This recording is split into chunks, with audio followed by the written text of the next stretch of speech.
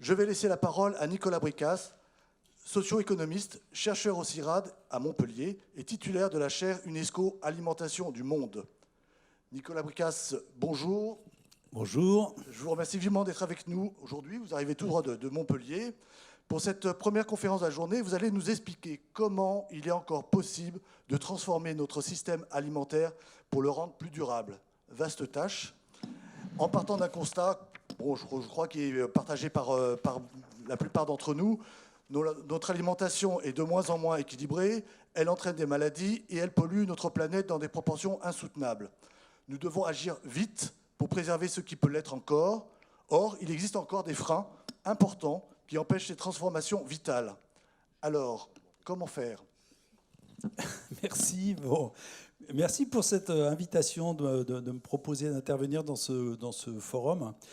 Peut-être à quelques mots sur qu'est-ce que je fais et pourquoi je parle de ça. En fait, il y a une dizaine d'années, j'ai fait avec des collègues de la recherche agronomique française, l'INRAE, une grande synthèse de la littérature mondiale sur la question de l'alimentation durable. Ça a donné lieu à un bouquin qui s'appelle Dualine pour une alimentation durable et qui a du coup lancé un certain nombre d'initiatives dans la recherche et dans l'enseignement, et on a créé comme ça un master spécialisé Innovation et politique pour une alimentation durable à Montpellier qui forme des professionnels pour travailler et intervenir dans l'alimentation durable. Alors peut-être je vais essayer d'expliquer qu'est-ce qu'on entend et pourquoi il y a des problèmes et pourquoi notre système est à bout de souffle. Il faut partir quand même du constat que notre système alimentaire s'est industrialisé. Qu'est-ce que ça veut dire qu'il s'est industrialisé ? Ça veut dire que avant l'industrialisation, avant le 19e siècle, le système est entièrement basé sur une énergie solaire. Toute l'énergie du système vient du soleil. Et on va découvrir au 19e le charbon, puis le pétrole, puis le gaz, puis maintenant aussi l'uranium. Et la découverte de cette énergie fossile va complètement transformer le système, puisqu'on n'a plus besoin d'utiliser les animaux pour fertiliser les plantes, on n'a plus besoin que la production agricole serve à produire de l'énergie, serve à produire des matériaux, serve à produire de la fertilisation, tout va venir du fossile. Et c'est ça qui va permettre du coup une très forte augmentation de la production, comme on va le voir. Donc l'industrialisation, elle est basée sur l'usage de ressources non renouvelables.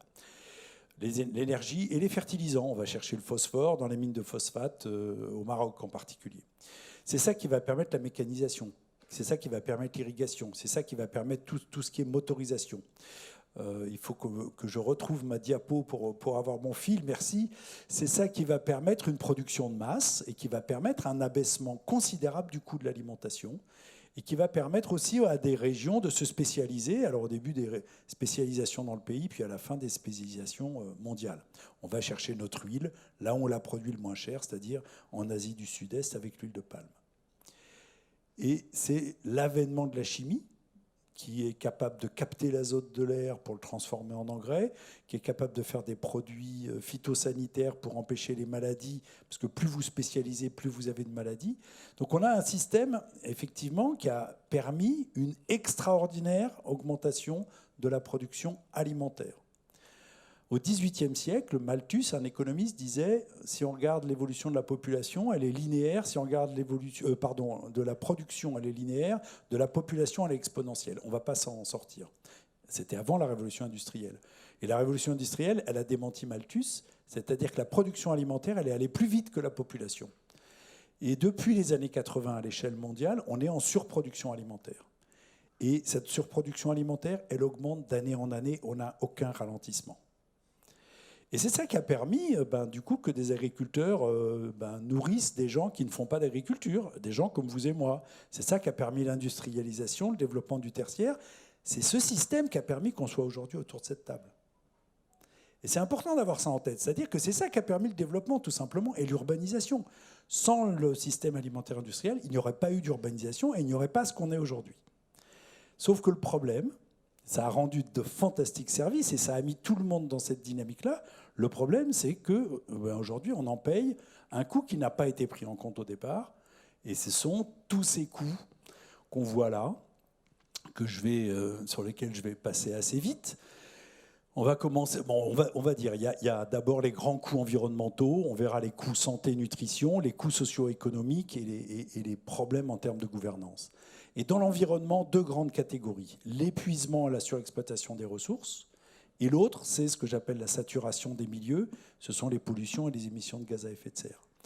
Donc, l'agriculture est fortement responsable, l'agriculture industrielle, de la destruction plus rapide de la biodiversité que ce qu'elle est capable de générer. Parce que la biodiversité, elle est vivante, elle génère, mais sauf qu'aujourd'hui, on l'épuise plus vite qu'elle n'arrive à générer de la biodiversité.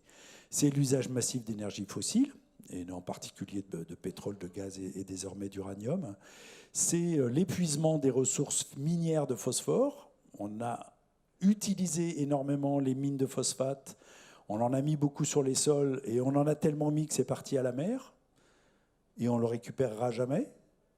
Et ça veut dire qu'on a épuisé une ressource qui pouvait être utilisée sur une très longue période pour les générations futures, mais qu'on a aujourd'hui, qu'on est en cours d'épuisement accéléré. Le poisson, c'est une ressource renouvelable, mais on l'a surexploité. L'eau, c'est une ressource renouvelable, mais non seulement on la surexploite, mais on la pollue. Et puis, c'est l'épuisement des sols.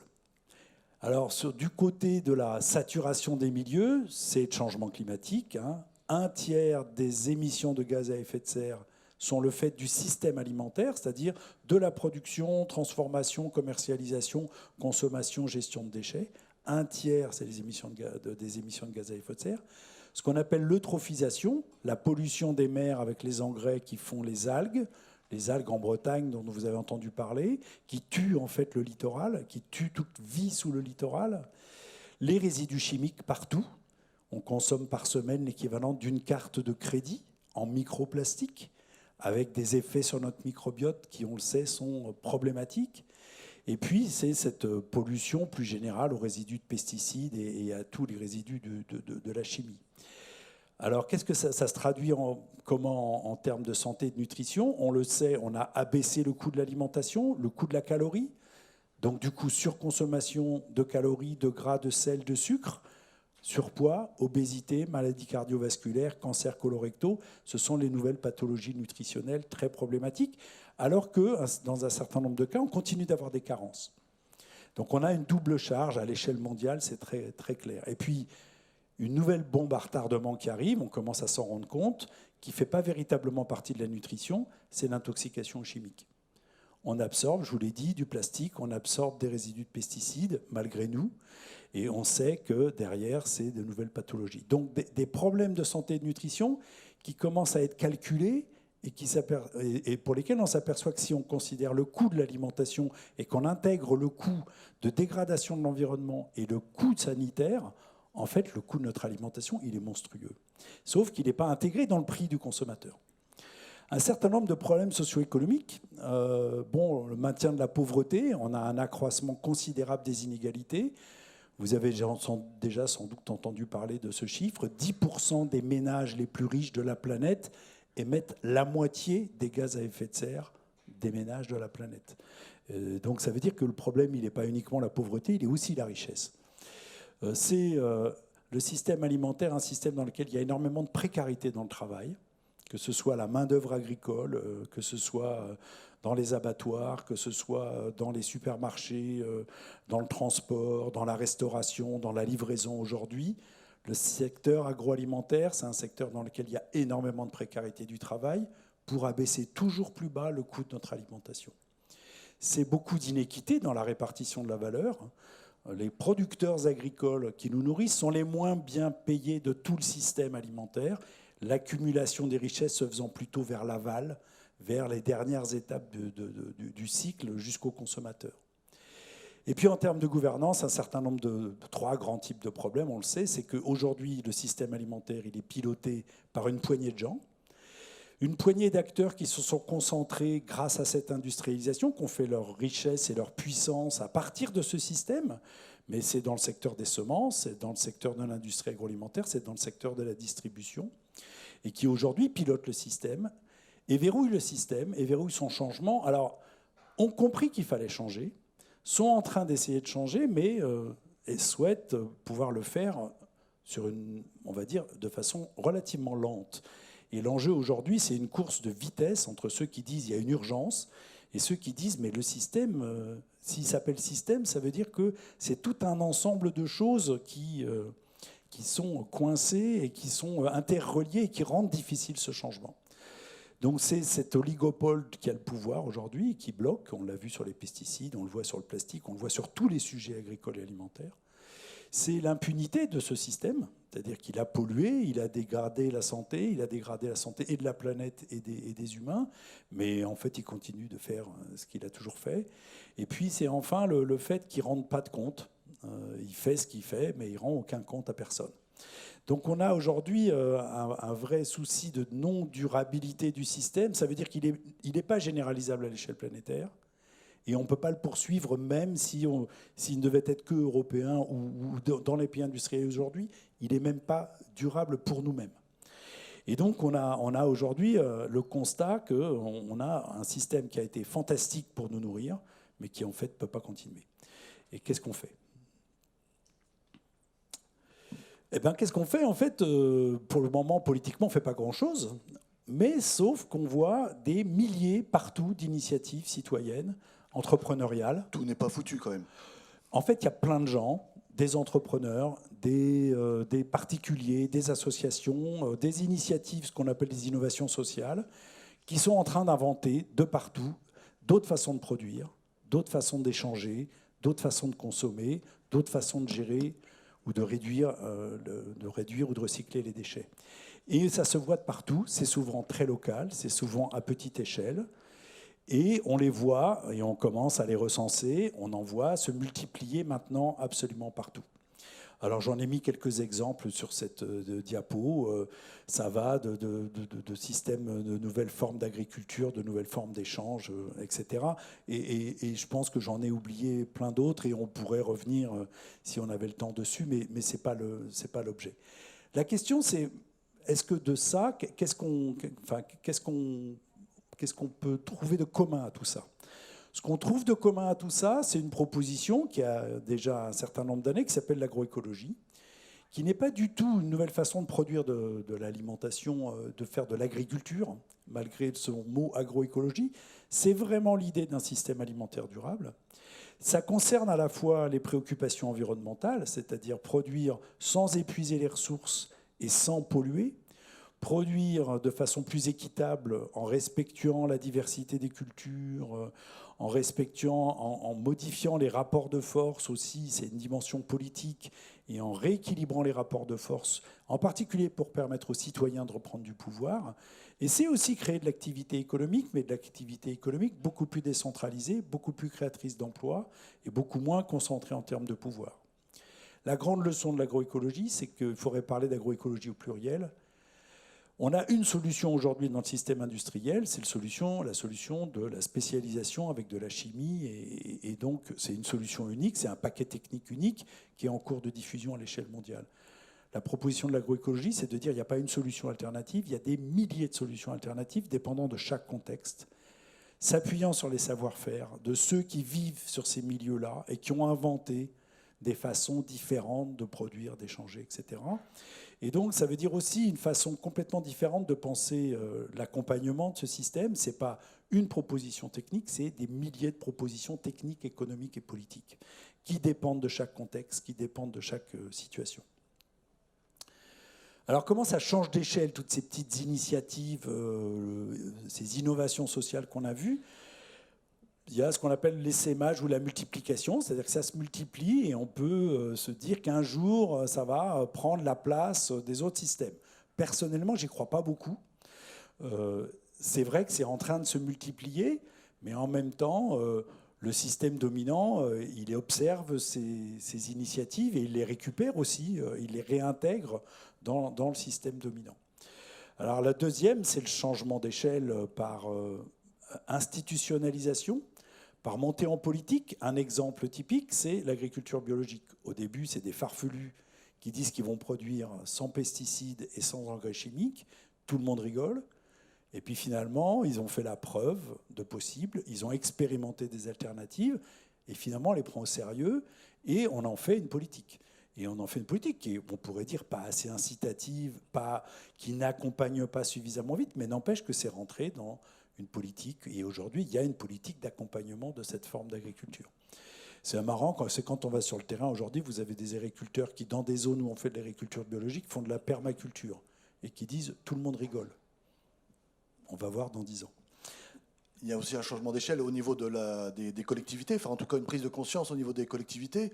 Bon, là on est au siège de la métropole de Lyon, mais ça se passe dans d'autres métropoles également, où on voit effectivement une politique agricole ou une politique alimentaire au sein justement des collectivités publiques. C'est assez récent aussi. La montée en politique, elle se fait beaucoup à cette échelle locale des villes, parce que les villes, c'est des consommateurs, que les consommateurs, ils ont les préoccupations que j'ai présentées là, beaucoup, et que donc ils poussent aussi leur municipalité, parce qu'ils sont plutôt citadins, à effectivement essayer de changer le système. Et donc on a vu, depuis maintenant une vingtaine d'années, ça a commencé au Brésil, ça a continué en Amérique du Nord, ça vient en Europe maintenant, c'est pas une diffusion américaine, mais ça veut dire qu'on voit émerger partout là où on sent que le système coince des politiques alimentaires urbaines. En France, il y a une vingtaine de villes qui se sont engagées dans des politiques ambitieuses qui essaient de protéger du foncier pour garder de l'agriculture, réinstaller de l'agriculture, pour garder un lien entre citadins et agriculteurs, qui utilisent les infrastructures, qui soutiennent des marchés de gros là où il y en a. Et ces marchés de gros, ils permettent un accès au marché urbain à des petits agriculteurs. C'est des outils de biodiversité. Plutôt que la massification des plateformes de la grande distribution, les marchés de gros, ça permet une très grande diversité de production et de commercialisation de produits très différents. Ils utilisent ce qu'on appelle l'urbanisme commercial. Est-ce qu'on implante la grande distribution en périphérie ou est-ce qu'on remet des commerces dans la ville? Est-ce qu'on met des marchés? Est-ce qu'on met de l'agriculture urbaine? Ça utilise les leviers dont elle dispose pour les solidarités alimentaires. Ça gère des déchets. Une ville, c'est une concentration de matière. La nourriture vient de loin, on en consomme, mais on en rejette une partie. Ça s'accumule dans les stations d'épuration. Mais ça, c'est des engrais. C'est de l'engrais qu'on peut réutiliser pour fertiliser à la place de l'engrais chimique. Donc les villes sont en train de comprendre ça. Mais ce qui est très nouveau et très intéressant, c'est que les villes qui ont commencé à faire ça se sont mises en réseau. Le pacte de Milan, c'est 200 villes dans le monde qui se sont mises en réseau pour, au début, échanger leurs bonnes pratiques en matière de politique alimentaire urbaine. Comment tu fais pour mettre plus de bio dans ta cantine? Donc, au début, c'était beaucoup de l'échange d'expériences. Aujourd'hui, ces villes commencent à dire qu'elles peuvent constituer une force politique qui peut aller peser sur les négociations de la politique agricole commune, par exemple, ou de la politique nationale. Et ça veut dire qu'elles sont en train de contribuer à un rééquilibrage dans les rapports de force pour aller contrer ceux qui bloquent aujourd'hui, qui veulent gagner du temps dans le changement de système. Et ça c'est très porteur d'espoir. Et dans ces villes en France, c'est Grenoble, c'est la métropole de Lyon, c'est Montpellier, c'est Bordeaux, c'est Nantes, c'est Paris. On a aujourd'hui un réseau de villes qui s'organisent en réseau et qui commencent à peser. Alors, est-ce que c'est vraiment la seule perspective pour l'alimentation durable? Je voudrais signaler quelque chose qui est très récent, qui nous interroge beaucoup. C'est qu'on a vu arriver depuis quelques années de nouveaux acteurs qui ne viennent pas du tout de l'alimentaire et qui commencent à parler d'alimentation durable. Et ces acteurs, c'est les acteurs du numérique. Les GAFA? C'est les GAFA. Alors, c'est les GAFA, c'est les grands acteurs qui investissent beaucoup. Et c'est aussi une myriade de petits acteurs qui investissent dans le numérique et qui rendent des services fantastiques et qui permettent une agriculture de précision avec de la géolocalisation, qui permettent de publiciser toute activité économique via les réseaux sociaux, qui permettent de la formation de pair à pair. Si vous regardez sur les vidéos, la façon de cultiver, la façon de faire n'importe quoi, vous avez de la formation de pair à pair, qui permet de traiter des données en grande quantité et de fournir des nouvelles informations qu'on n'arrivait pas à obtenir par ailleurs. Donc, effectivement, le numérique arrive avec des progrès techniques absolument révolutionnaires. Mais en même temps, il faut regarder ce que ça nous propose comme système. Ça nous propose finalement de capter toutes nos pratiques pour pouvoir mieux nous surveiller et mieux nous contrôler et mieux nous orienter et en partie, du coup, menacer nos libertés individuelles. Et donc ça pose quand même une question fondamentale de savoir est-ce qu'on accepte de devenir dépendant de ces grandes entreprises qui à la fois captent notre information et nous fournissent aussi du matériel électronique qui, s'il disparaît du jour au lendemain, comme on l'a vu au moment du confinement quand les Chinois ont bloqué les exportations de puces, on a commencé à sentir qu'effectivement on pouvait être très menacé. Donc cette dépendance qu'on a aujourd'hui vis-à-vis des semenciers, vis-à-vis de l'industrie agroalimentaire, vis-à-vis de la finance, vis-à-vis de la grande distribution, on est en train de se rendre compte qu'on est en train de se générer une nouvelle dépendance vis-à-vis de l'électronique et vis-à-vis des grands fournisseurs de données ou des grands fournisseurs de ces services qui peut poser une question de souveraineté alimentaire. Mais surtout, l'autre chose qui est quand même, qui pose question, c'est que ces mêmes acteurs-là sont en train d'investir dans une autre forme d'alimentation qu'ils appellent l'alimentation sans agriculture. Ça commence par l'alimentation sans animaux. Ce sont les grands promoteurs du véganisme, il ne faut pas l'oublier.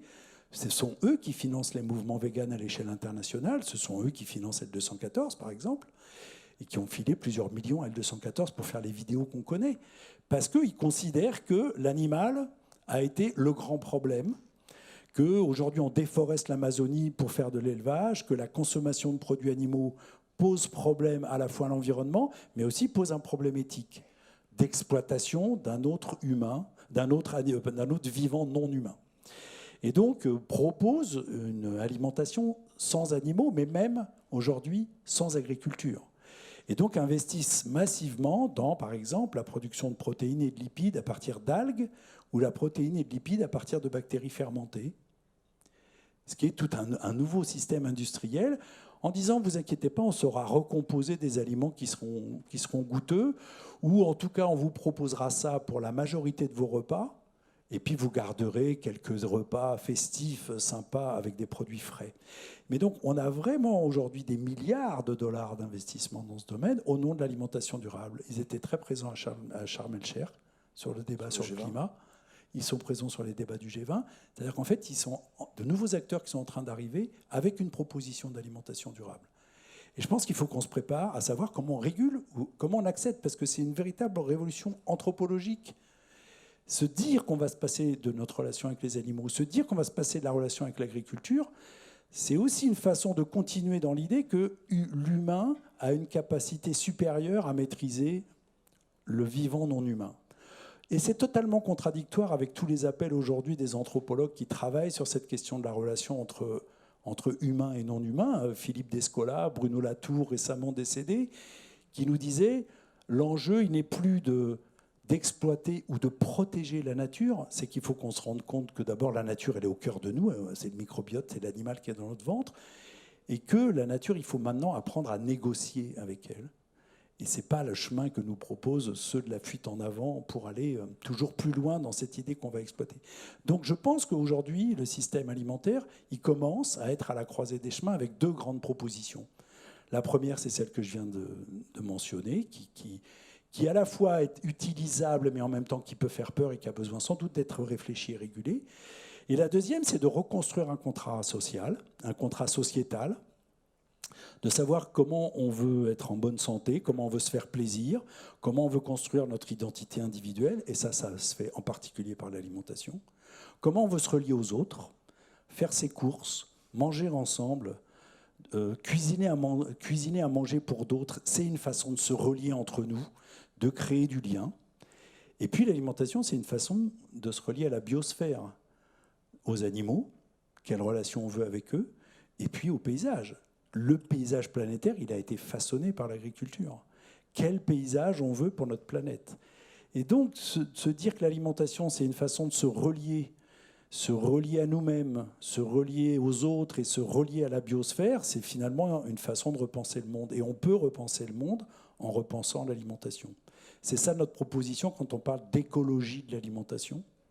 C'est cette idée que l'alimentation est un moyen de repenser le monde, parce qu'elle nous relie à nous-mêmes, aux autres et à la biosphère.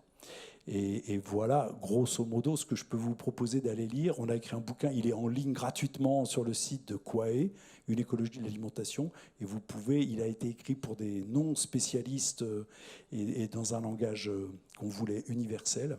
Et donc, il ouvre des pistes là-dessus. Alors, on est quand même, par rapport à ce contrat social, ce nouveau contrat social que vous prenez, est-ce qu'on n'est pas quand même dans l'ordre de l'utopie si on se retrouve face effectivement aux grands acteurs du numérique, comme vous l'avez signalé, effectivement, qui disposent de dizaines de milliards prêts à investir, notamment dans cette fameuse alimentation sans agriculture. Comment des acteurs, comment les citoyens peuvent essayer de se positionner face à ce monde-là? À Montpellier, on a créé un conseil citoyen de l'alimentation dans les quartiers, avec des gens dans les quartiers, en particulier les quartiers prioritaires de la ville, donc donnant la parole à vraiment tout le monde, pour commencer à reconstruire notre paysage alimentaire. Quels sont les types de magasins et le type de paysage agricole et alimentaire qu'on veut dans le quartier et autour de nous. Et on fait ça en lien avec la ville. C'est-à-dire que la ville écoute. Donc ça veut dire qu'on essaie de redonner aux citoyens le pouvoir de dire voilà l'utopie que j'ai envie de construire. Et en fait, l'idée, c'est de reconstruire l'utopie alimentaire, construire une autre façon d'avoir envie de vivre dans ce monde, mais le faire avec les citoyens, localement, et puis de fédérer ça. Donc oui, c'est une utopie. Mais je pense qu'on a besoin de créer aujourd'hui une utopie désirable, mais ça, on doit la créer avec tout le monde, et ça veut dire que ça commence avec les citoyens. Eh bien, merci beaucoup, Nicolas Bricard. Je pense que vous pouvez l'applaudir.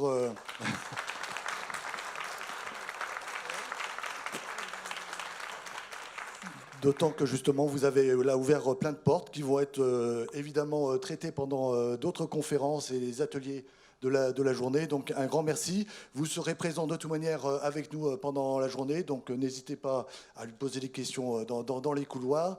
Merci beaucoup, et c'était vraiment très, très intéressant. Un peu inquiétant quand même, hein. Je ne vous cache pas que... Bon, mais bon, on va quand même garder le moral pendant cette journée. Et puis effectivement, je vous invite à lire cet ouvrage qui est accessible sur le site internet.